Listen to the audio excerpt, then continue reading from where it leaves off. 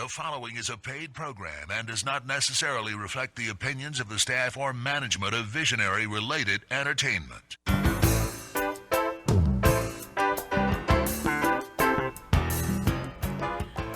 Aloha and welcome to Maui Nonprofit Notes. Each week on this show, you'll find us talking story with Maui's nonprofit executive directors and staff to find out how they're working to support those with needs within our community. Maui Nonprofit Notes is generously sponsored by Pacific Source. If you're building or remodeling a home, please stop by Pacific Source's Cabinet and Appliance Showroom, located in the Waikapu Bayshard. I'm Susie Tiemann, Executive Director of Lokahi Pacific, and your host for Maui Nonprofit Notes. During this hour, we share some of the experiences of our nonprofit agencies and just how they are changing lives, changing communities, and creating miracles of hope for those with needs. Today, we're going to start off our show with a familiar name in a very familiar organization with a whole 4 months under her belt at that organization, but a lot of knowledge about what it's all about. So we're talking with Deidre Teagarden, who's the Executive Director of the Nisei Veterans Memorial Center. How are you, Susie? It's good to see you again. Hey, it's great to see you, and it's great to see you back in the nonprofit world. You know, it's wonderful to be back in the nonprofit world. I went to the most recent Mnpd meeting, and I really felt like it was coming home. A lot of familiar faces and some new ones as well, but right. Everybody working for the betterment of Maui County, and that's always a great thing. And it was good to see you there because, gee, how long have we known each other? I think it dates back to the good old hula bowl days. It does, when it was on Oahu even. That's right. Not even when it came, I mean, we were still with you when you came over here, but that's got to be, what are we talking, 20 years ago? I would say about close to it, about 15, 20 years. Yeah? So, yeah, wow. And you haven't changed a bit. Oh, come on. Well, okay, I'll take that. Good. We're on radio, so nobody can prove you or me wrong. That's right. That's the beauty of radio. And you have changed. You've grown up. Have I? It's been 15, 20 years, so I hope I have. I hope it's for the better. Well, I think it was the excitement of the age groups you were working with the Hula Bowl. You know, I've had a great career on Maui, really, and when I was at Hula Bowl, it gave me a wonderful opportunity to really get out and meet everybody in the community. And there were so many people back then who have been so helpful to me over these many, many years, including yourself. You know, names like Mike Kitagawa. They've just lasted all these years, yeah. And I'm so glad that so many of the people are involved now with the Nisei Veterans Memorial Center, or I shouldn't say involved now. They've been involved with it for a very long time, and it's nice to be there now and be working with these people again. Well, you know, it's such a great organization, and I know that all they went through to try to get that center put together. Talk about a career in trying to develop something. And they have such a history, you know. I mean, I look back at the stories, and I keep thinking, how could they do what they did? It is. It's the stories. It's the story of our community. Everything from what the AJA, the Americans of Japanese ancestry, our Nisei veterans, when they came home from the war, how they just threw themselves back into the community. The AJA Maui veterans group just disbanded last year after 70 plus years of service. But, you know, if you look at the Pony League Baseball, you look at our stadium, that was because in great part to our Americans of Japanese ancestry and our Nisei veterans. Right. And then the men and women who put all of their efforts into making the Nisei Veterans Memorial Center, the education center. You know, we have the land down there that also includes Maui Adult Daycare and the Concha Preschool. We have these great intergenerational experiences between the members at Maui Adult Daycare and Concha Preschool. And then down below is our education center, which has an amazing archive. We also have exhibits. Right now we have the Military Intelligence Service exhibit, which has actually been extended through February. So I'm so glad you have me on today to talk a little bit about that. But yeah, it's the stories and these people who've given so much over the years to our community. Well, I remember a comment that was made by I can't remember who it was, but he said the folks that were fighting side by side with the folks just said that they'd scratch their head and say, "Could I be over here doing this if my family was being treated like the Americans were treating their families?" It set up the standard kind of for they were just going to be better and do more and just get out there and prove themselves. You're exactly right. So, it was in February 19th is right around the corner. It's this coming Sunday, actually. And that is actually the 75th anniversary of Executive Order 9066, which gave way to the internment of Japanese Americans. So, we had the men and women that we're speaking of, the parents were in internment camps, and the government came and said, are you going to be loyal to America and fight for the United States, or are you going to be loyal to the birthplace of your parents? And that's a really tough decision to make. And so many of the men went and fought for America, became some of the most decorated Right. Members that the Army has seen.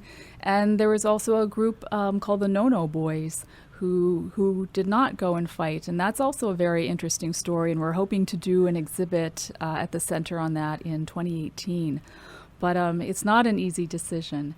And, you look at the men who served specifically in the military intelligence service, and these were men who were born in America, most likely, and then some of them were raised in Japan, so they spoke Japanese. And we had over 221 military intelligence service Maui veterans, of which, goodness. yeah. Melanie Agravante, who is our chief archivist down at the center, did some research. So we have over 221, and a lot of people come into the center and say, oh, my grandfather, my great uncle was also in MIS.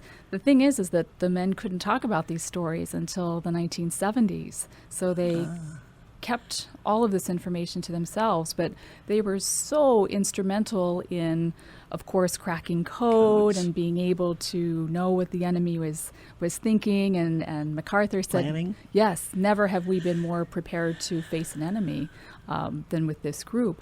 But they were also incredibly instrumental in rebuilding Japan.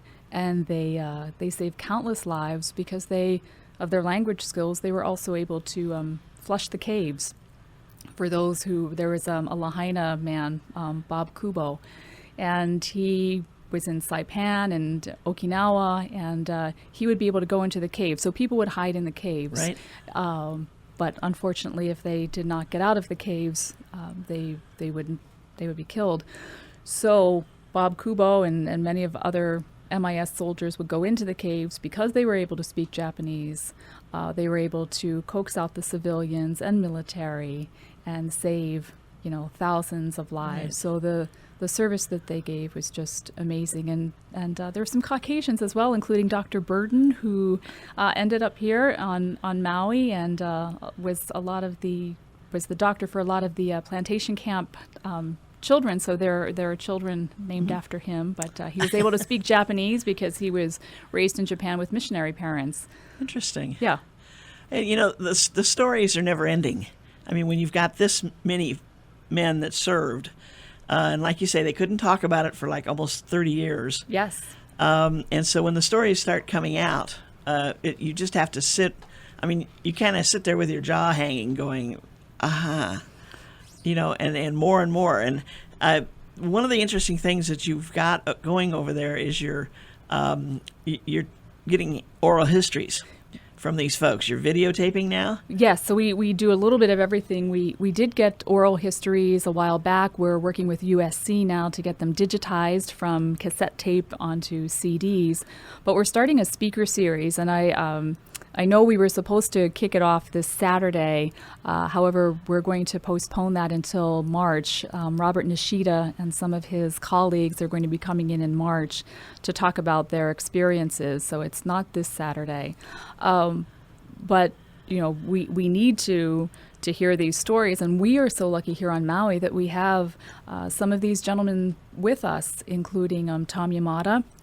He was with the MIS, and the Maui News did a great write-up. We send a big shout-out to the Maui News. But Tom Yamada, among other things, he was in charge of ensuring that General Tojo didn't try to commit suicide a second time. So he was outside his hospital room. And so we had a grand opening, or a soft opening, for the MIS exhibit a few months ago. And there was Tom Yamada. He's 102 years old. Wow. Just, talking about his experiences. So we really want to let the community hear these stories firsthand. So we thought it was important to put together a speaker series. We'll be doing about 4 this year. And along with the various exhibits that we'll be doing, we're going to be doing an exhibit on the 100th Battalion this summer, and then the internment camps, because there were Maui internees as well. So we really want to focus on the Maui stories so people understand. So were there camps set up over here? There were 2. There was up in Haiku, and the Old Wailuku jail was used for internment. It's interesting. Our story was a little bit different than what happened in Honolulu and on the mainland. But even so, we have some very recognizable families that had been interned. So we want to share those stories, because regardless of your ethnicity, even if you're not Nisei or AJA, regardless of whether you had someone serve in World War II, these stories are bridges to the past and to our future, and the values that these men used as their foundation, the duty and gratitude, endurance, perseverance, honor, loyalty, responsibility. These are wonderful values that we can all try to remember to use in our daily lives. Right. I was just trying to think. World War II encompassed what years? 38 through 45, something like that. And so many of these were 18 to 25-year-olds? Yes. Yeah. They're, and we're very lucky. We have a very extensive archive, which we're focusing on a lot this year. And we have uniforms, military equipment.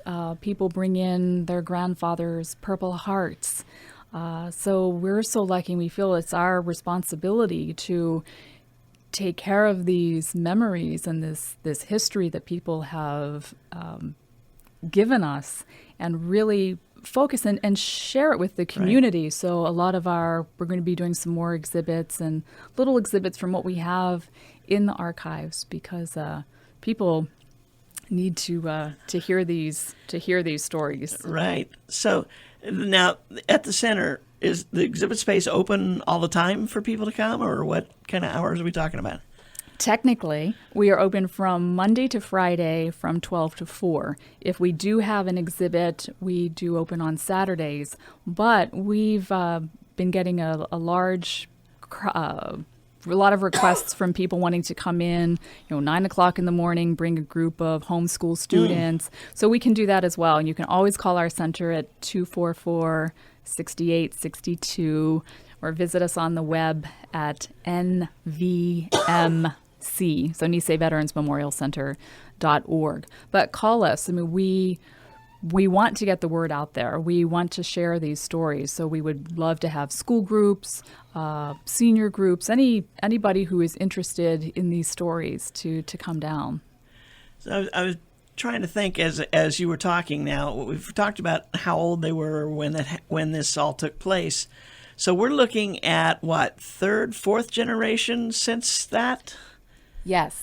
So there's so many people that are related to these folks who may not have any idea. I mean, some of them may not have any idea of what that would be. Great-grandfather? Yes, great-grandfather, grandfather, great-uncle.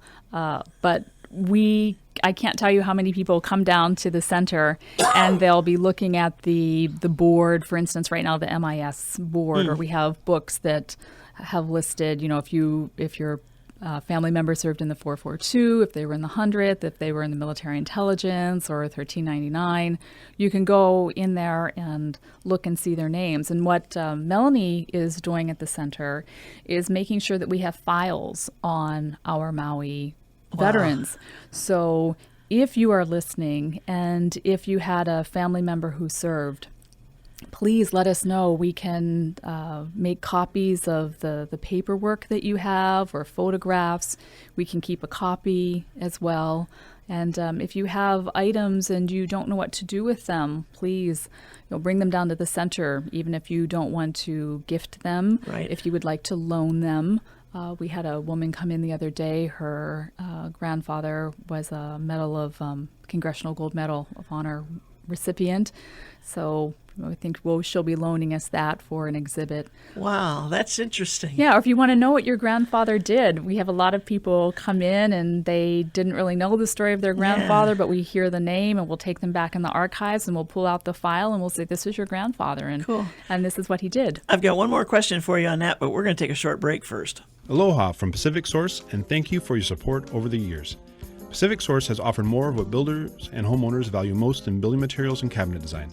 We've done this by offering superior customer service and products, as well as by designing kitchens and baths that are intelligent and elegant while staying true to your vision and budget.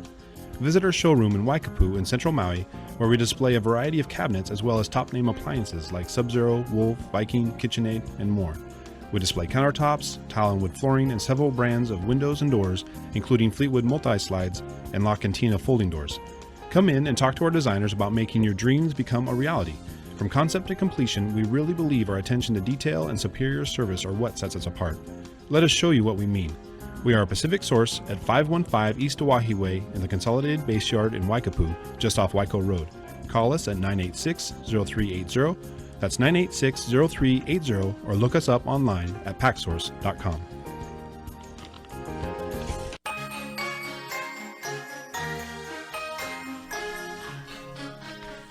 And we're back. This is Maui Nonprofit Notes, your weekly radio show where we talk story with our nonprofit executive directors, and I guess they're executives. Are we executives? Yeah. I think we are. We like to think so. We like to think so. And who is going to stop us in this studio? As we talk story, today we're talking story in this first half hour with Deidre Teagarden, who's the executive director of the Nisei Veterans Memorial Center, and some of the things that are going on over there. And just before the break, she was talking about some of the stories that people have found out about their relatives by coming over there and looking into the history that you've collected on the folks who served at that time.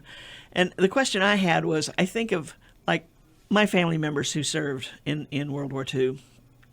I had an uncle who I was told had done a lot of, really dangerous things and always volunteered for the most dangerous, and yet he would never talk about it. And so it was always like, okay, did he or didn't he? Nicest, calmest, kind of guy you'd never expect to get involved with that, And how nice it would be if you could go and find out, was I being told a story? Was it real? Were they playing him up, for whatever reason? So if someone maybe doesn't even know they had family that served in the war, comes over there and takes a look through the listings or brings up the name, you could find out and show them what their duties were, what their accomplishments were. Exactly. We do that a lot. Again, Melanie Agravante, who has been with the center from before it was even conceived. Yes.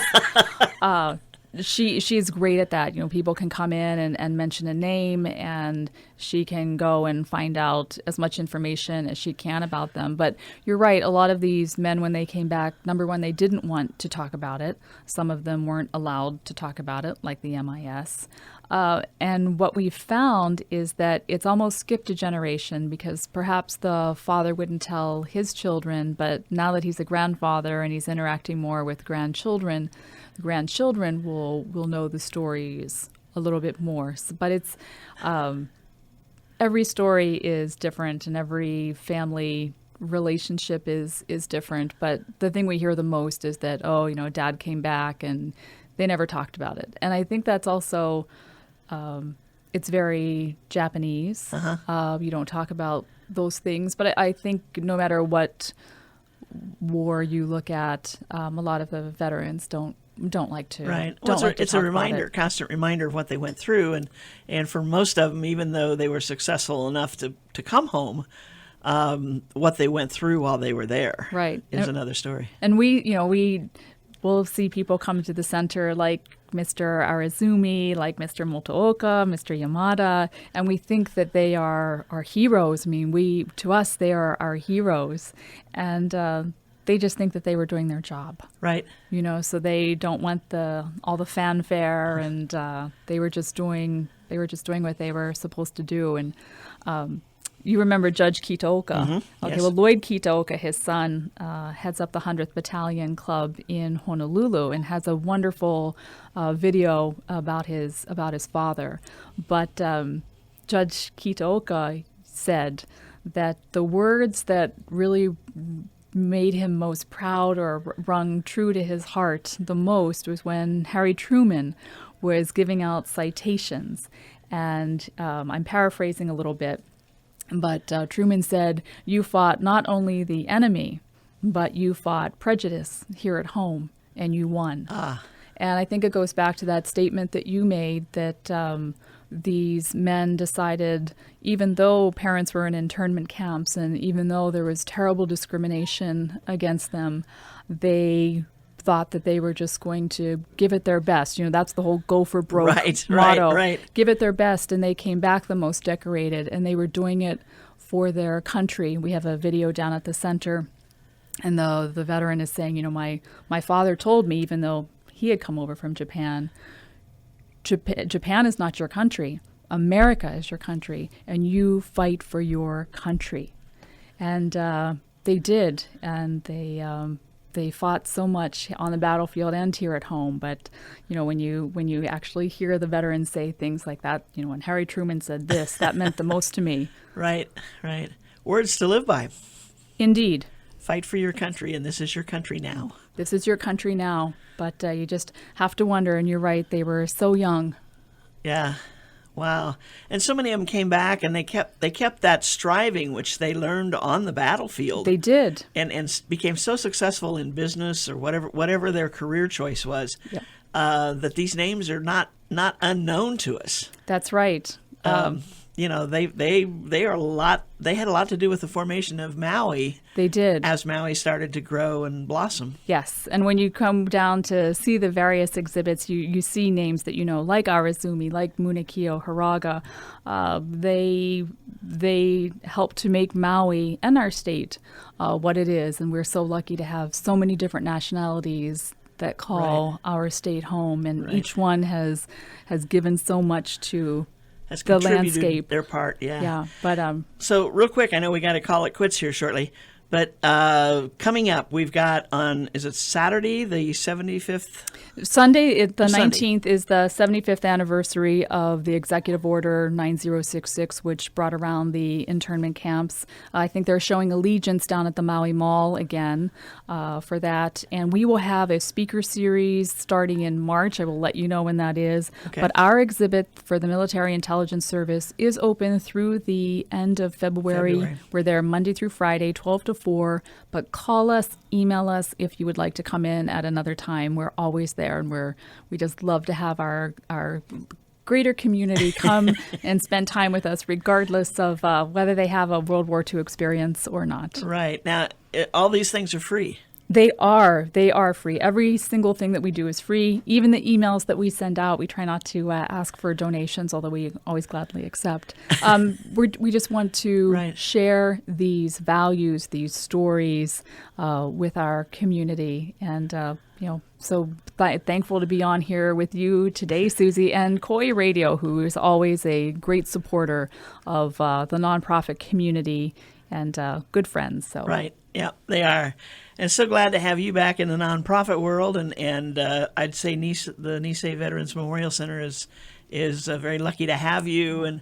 And the way you talk about what is happening over there, and the passion that you feel for sharing these stories and what these people did. I mean, to me, just going through some of the things on the website, I'm just sitting there and I'm just amazed.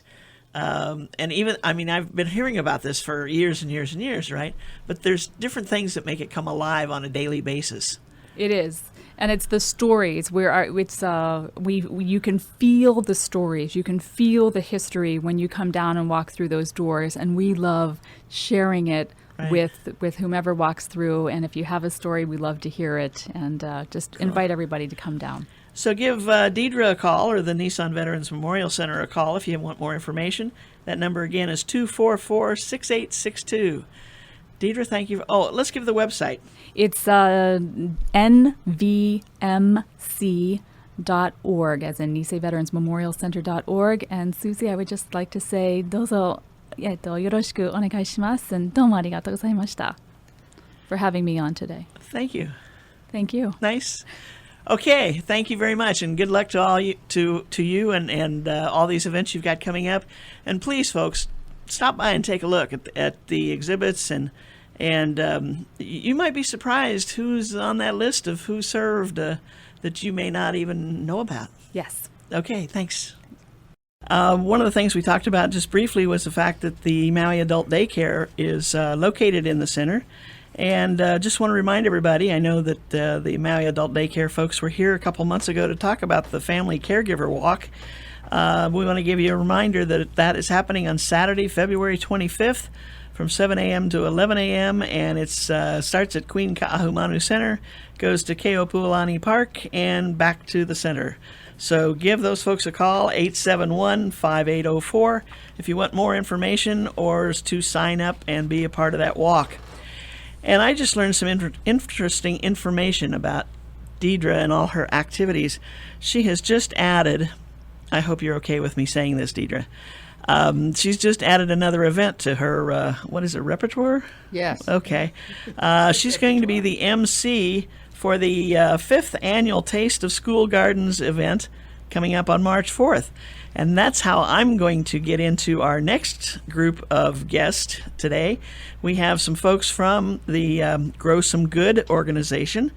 We have with us Lane Huff, who is a board member and coordinator for the Maui School Garden Network, and Malia Bolin, who is development director for Grow Some Good. Thank you both for being here today, and let's talk about some yummy veggies. That sounds great. Thanks for having us. Hey, you know, when I think we had some other people, Kathy Beckling. Shame on me for saying Kathy somebody. That's not even nice. Kathy was on last year, and it was just about the same time, getting ready for your taste event, and was talking about some of the recipes, and it's just. And it was, you know, sometimes recipes are mouth-watering, and sometimes you stand there and you go, what? You're Sure. mixing what? And I think at that time there was some meal that had dirt in it. Right. The eatable The dirt. Eatable dirt. Okay.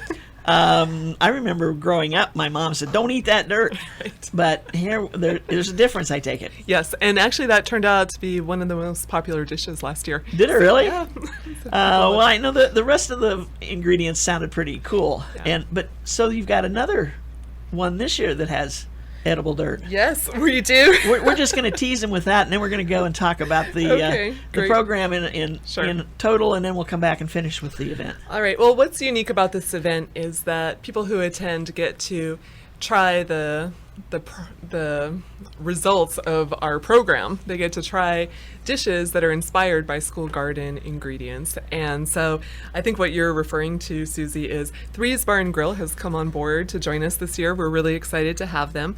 And they have a dish called simply peas and carrots, but it does have all those fancy ingredients that you mentioned, such as roasted organic carrots, pea shoots, macadamia nut pesto, wasabi peas, goat cheese, and they refer to it as culinary garden soil, but we call it eatable dirt. I see. Culinary garden soil. Now, is this separated somehow? And does it? I mean, is it kept separate somehow? I think it's Or do they clean it up before they put it in? I'm sorry, I shouldn't be laughing about this, but yeah, we don't know how it comes about, but it's different. right. It's different, and it complements the peas and carrots nicely. Gotcha. Well, I found it interesting when you said earlier that it was one of the most popular dishes, because I think the curiosity factor probably had to play a part in that. Absolutely. Yeah, for sure. Would I go to this event and order that, take a look at it, taste it? Probably. You know, I'm just, yeah. And that's what our kids find in the gardens. We have so many students who come in and don't eat vegetables, won't eat what mom makes at home, but once they get in the garden and experience what gardening is about, plant something from a seed and see the roots come out, see it sprout and grow into a beautiful plant, then they see some type of produce come off of that plant and they want to try it. We've also found that if they use that item, lettuce, kale, peas, carrots, in a dish that they get to prepare, they will eat some, if not all, of it. And Interesting. parents have told us they've seen the change at home, that their kids are wanting produce, fresh fruits and vegetables at home. They're more now than- ready to try it. Yeah. Try all the different ones. Do they also come home with some of the recipes that they've Yes, worked on they at do. school Yeah. and want to make it for mom and dad? Yes. And Cool. sometimes samples too, if they don't eat it all. Oh, I see. Oh, I see. That's interesting. Opens up a whole new world to them. Yeah, it does. So in today's world, do children have the exposure to gardens that we used to have? No, there's been a big change in the generations. And so that's one place where we're bringing it back. And school gardens aren't new necessarily. They've been here in the past, but we're regenerating that concept in our schools today. And Lane, maybe you want to talk a little bit about that progression.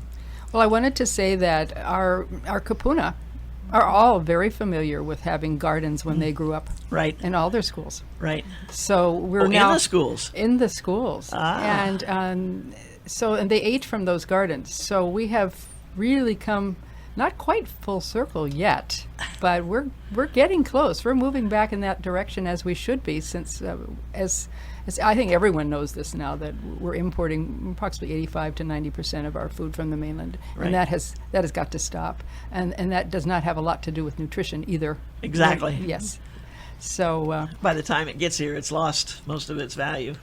so it's really fun to have the younger children now talking with their grandma and grandpa, auntie, Interesting. uncle, about their experiences. Grandma and Grandpa probably had gardens at home as well, didn't they?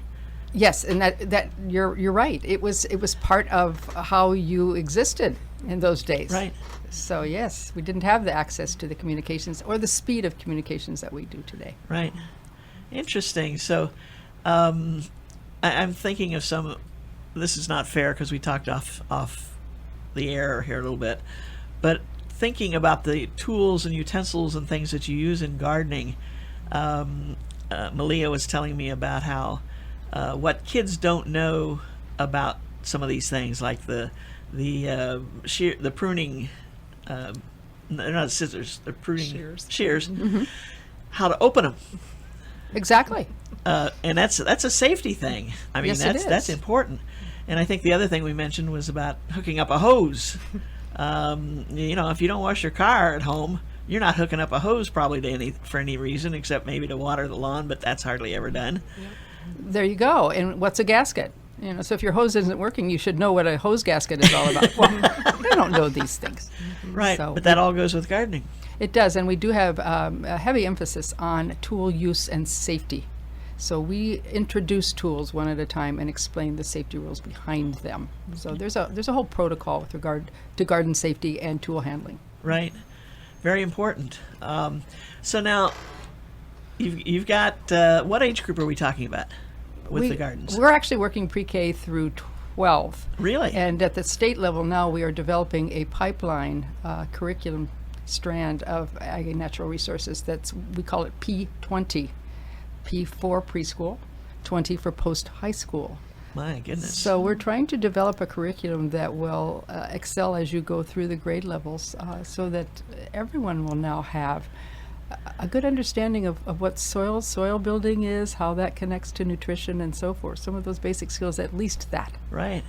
You may be creating a whole new work group as they graduate from high school. They want to keep their hands in the dirt. They want to keep growing things and our future farmers. Yes, and we're also teaching our children that agriculture involves over 200 different types of careers. It's not just a farmer with a shovel digging dirt. It's way beyond that. And with the introduction of technology, things like radio frequency information systems, that's part of agriculture in these days. Oh my gosh. Really? On that, we're going to take a short break. We'll be back and explain that a little further. Aloha from Pacific Source, and thank you for your support over the years. Pacific Source has offered more of what builders and homeowners value most in building materials and cabinet design. We've done this by offering superior customer service and products, as well as by designing kitchens and baths that are intelligent and elegant while staying true to your vision and budget. Visit our showroom in Waikapu in central Maui, where we display a variety of cabinets as well as top-name appliances like Sub-Zero, Wolf, Viking, KitchenAid, and more. We display countertops, tile and wood flooring, and several brands of windows and doors, including Fleetwood multi-slides and La Cantina folding doors. Come in and talk to our designers about making your dreams become a reality. From concept to completion, we really believe our attention to detail and superior service are what sets us apart. Let us show you what we mean. We are a Pacific Source at 515 East Oahe Way in the Consolidated Base Yard in Waikapu, just off Waiko Road. Call us at 986-0380. That's 986-0380, or look us up online at packsource.com.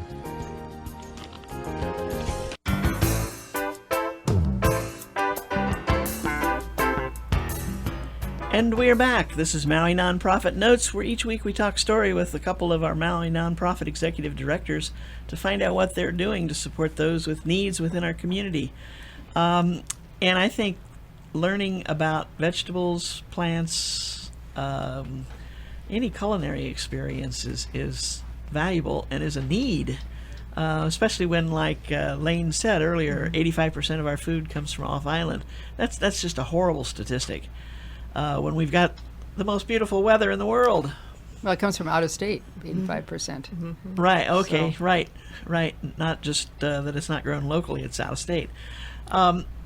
You started talking about all the different career paths that one could take related to, I mentioned farming because that's the most basic. I grew up on a farm, but I don't know that much about things. I was one of those kind of kids. You know, I'd rather go out and play sports and all this other stuff than work in the fields. So I skipped that, but I do love my veggies. So you were talking about career paths. And you mentioned one, and I kind of looked at you like, what? Could you tell us what a little more detail on that one you mentioned? We are sharing with our students now the really the interdisciplinary nature of ag and natural resources, and there are a lot of technology implications now that we have the sophistication of technology systems to bring into agriculture. I just mentioned one. It was radio Right. frequency information systems, and you would use something like that if you had some sort of a pest issue.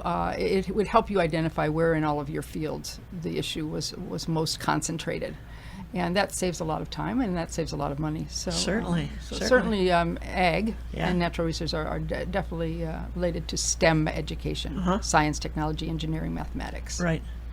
That's great. And also something that Malia mentioned earlier. Again, we shouldn't talk before the show because, well, actually we should, because I learn a lot and I don't embarrass anybody with a really dumb question.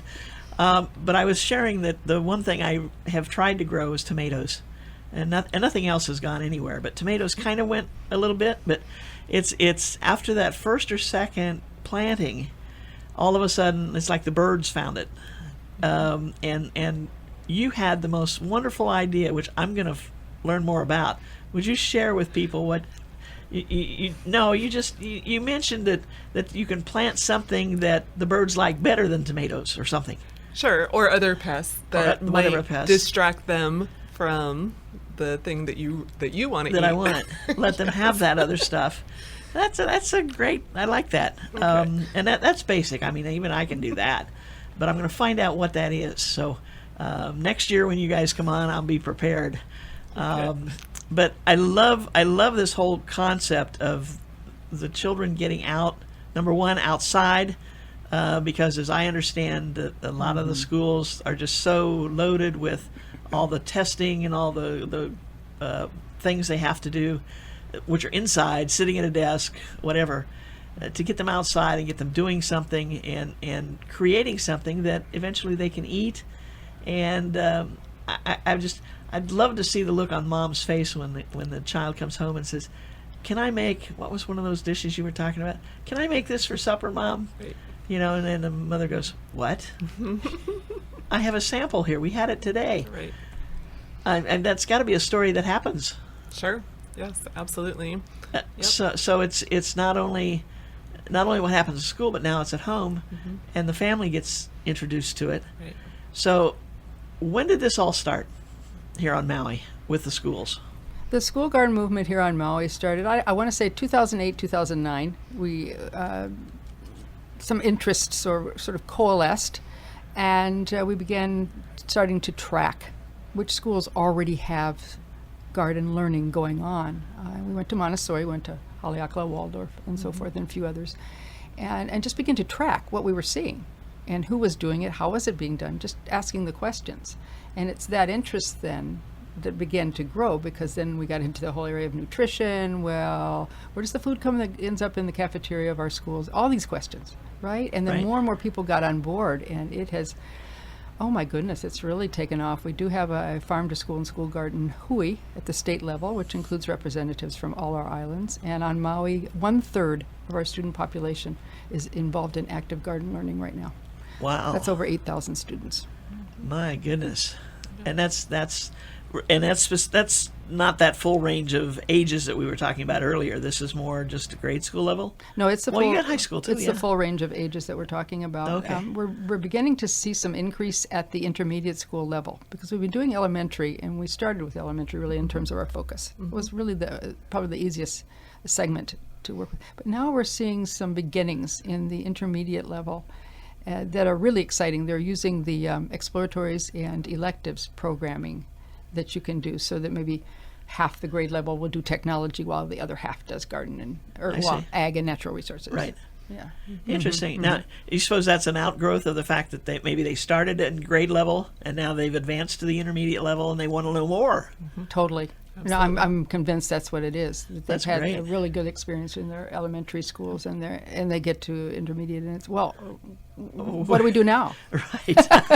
Where's the garden? Yeah. That's a success story in itself, that the students want more of it. Yes. Yeah, interesting. So what would be your goal with this program? We have several goals, and Malia will share with me an answer to that question. One of our goals is that we need future farmers. And another statistic that we've all heard how many times, the average age of a farmer on Maui is 62 years old. That's not what we need. We need people who are getting involved in farming when they're in their 20s and staying with it.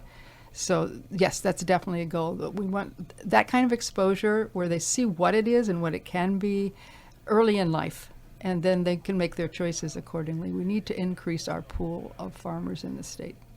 Also, we need to focus on nutrition, which we've talked a little bit about, and Malia can talk more about that section. Yeah. So a major goal for us is to improve access to affordable, nutritious food for everyone right. on Maui. So supporting future farmers for sure is part of that. Teaching people how to grow food themselves is part of that. One of the programs that we've been doing and are moving forward on this year to continue with is what we call Grow It, Know It.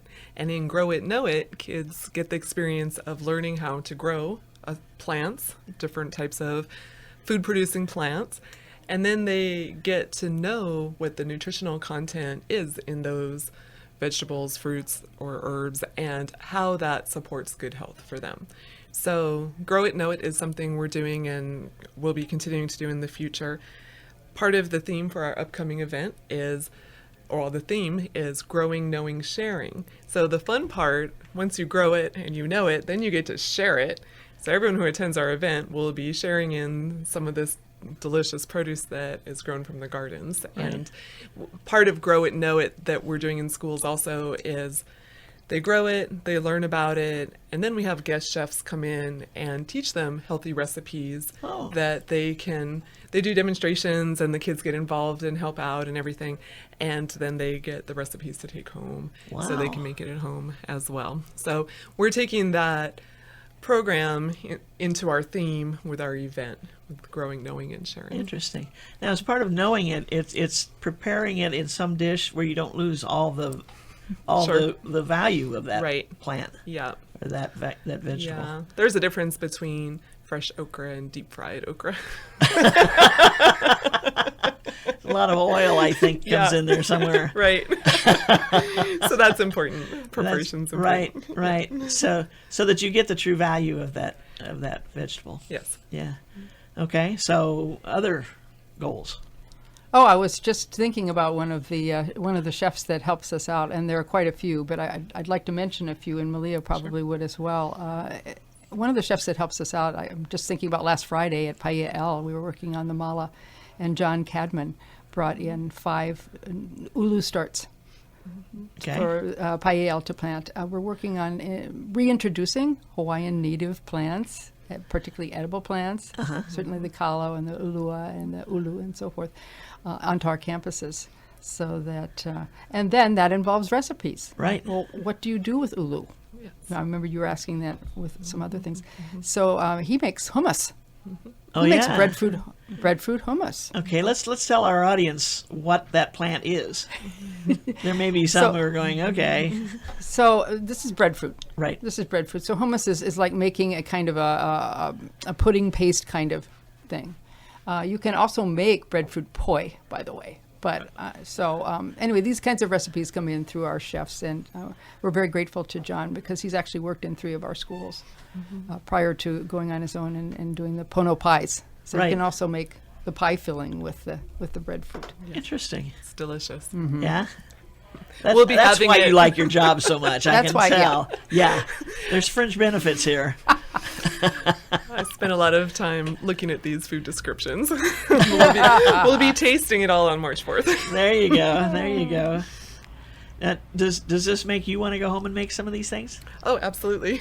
Yeah. Absolutely. Yeah. Cool. So, given how tight schedules are at school, the object is, of course, to be out in that garden at least once a week. Oh yes, that would be ideal, is to be in the garden once a week. And what we tell the teachers, and they learn this along the way, you can see it happening, is that this is a cross-curriculum kind of experience for a child. When a child enters a garden, that child learns English, they're journaling. That child learns math, they're doing matrices across the garden beds. That child learns science, they're doing soil chemistry. So what you have is you have an integration of learning that's taking place at a teaching moment. Wow. So you get a child who comes out there and looks at the garden bed, and he points to the garden bed and he says, wait a minute, what is that growing out of our garden bed? The teacher says, well, that's a tomato. Well, we didn't plant a tomato seed there. That becomes a teaching moment. Gotcha. How'd they Then get there? you're talking about how does seed get into gardens, other than just taking it with your fingers and planting it. There are other ways. Gets back to our birds, who are sometimes friends and sometimes not, right? Right. That's where my tomato plant went. Yes. The bird took it over to your garden. Interesting. Okay. We're going to be running short on time here shortly, so I want to make sure that we cover the March 5th event, 4th. March 4th. Oh, yes, Saturday the 4th. Yes. I don't want people showing up on the 5th because you'll be very disappointed. Where and how and who all is involved? Give us the scoop. All right. Thanks, Susie. Yes, so it's our 5th annual Taste of School Gardens event, and it's happening on Saturday, March 4th, and at the Hotel Wailea Sunset Lawn. It's a beautiful outdoor venue with beautiful ocean views. It's really delightful. And it features Maui's premier chefs coming together to support our school garden programs. So, as I mentioned earlier, guests will enjoy dishes made from some of our school garden produce. And we've got some wonderful things planned from wonderful chefs. Would you like me to name a few Yeah, give us of a few. these? Okay. give us a kind of a sampling here so that Sure. we can't ignore this event. Okay, well, here's something super fancy for you. Okay. And this is a new chef with a new restaurant. It's the restaurant at Hotel Wailea, Chef Zach Sato. He's from Maui. And he is preparing a shrimp poisson cru on rice crackers, which, if you don't know what that is, it's sort of like a ceviche with shrimp, raw shrimp. Sounds delicious. So that'll be something fun. There's also a new chef at Spago at Four Seasons, which is a great supporter of ours as well. His name is Pele Miron, and he's doing a fresh catch sashimi with fragrant Thai herbs, as well as a green papaya salad. So we've got stuff running the gamut. That's interesting. Cow Pig Bun is coming back again this year and doing their house burger, which is delicious. And I think they're actually fried Brussels sprouts. Yeah, they are. fried Brussels sprouts. Fried Brussels sprouts with sweet soy and pickled carrots. Interesting. Yeah, yum. Wow. Okay, so we're really running short of time. So this event is 5 to 8:30 on Saturday, March 4th. Yes. Hotel Wailea. Call. Go to the website. For tickets, go to www.growsomegood.org. Growsomegood.org. And the tickets are $150 per person. Yes. And for anybody who just wants to get out there and experiment as if it was in your backyard, because it's out on the lawn, Right. this is the place to do it. Wonderful idea. 5th annual. Here we go. Huh? Yeah, we're excited. Any last thoughts from either one of you? Oh, we do hope that people will want to come and participate in any way they want. You can also participate by going to volunteer at growsomegood.org.